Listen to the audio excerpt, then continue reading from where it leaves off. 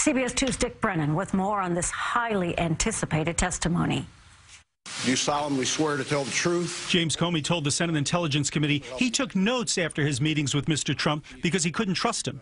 I was honestly concerned that he might lie about the nature of our meeting, and so I thought it really important to document. Much of the questioning centered around possible interference with the probe into former National Security Advisor Michael Flynn and his ties to Russia.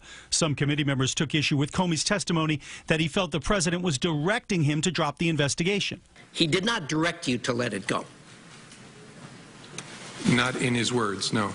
He did not order you to let it go. Again, those words are not an order. No. He said, I hope.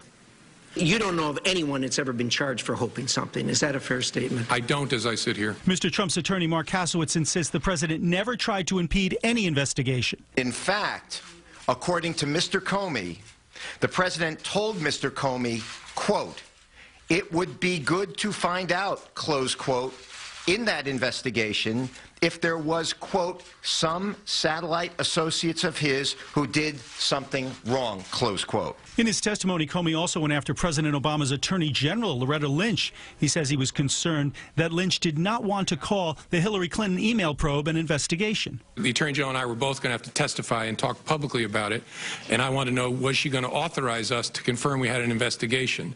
And she said, yes, but don't call it that, call it a matter. And I said, why would I do that? And she said, just call it a matter. And again, you look back in hindsight, you think, should I have resisted harder? I just said, all right, this isn't a hill worth dying on. Comey also testified that he hopes there are tapes of his private conversations with the president, something Mr. Trump hinted at in a tweet. I've seen the tweet about tapes. Lordy, I hope there are tapes. But the president's attorney insists that Comey's testimony proves it's Mr. Trump who's telling the truth. The president feels completely vindicated and is eager to continue moving forward with his agenda, with the business of this country, and with this public cloud removed. Now, Comey said that Mr. Trump had not been personally under investigation, but said his actions could be reviewed as part of the Russian investigation. There was no comment from the president on the testimony when he appeared at two separate speaking engagements today. Dana. Breathtaking day today, no doubt. Indeed. Thank you, Dick.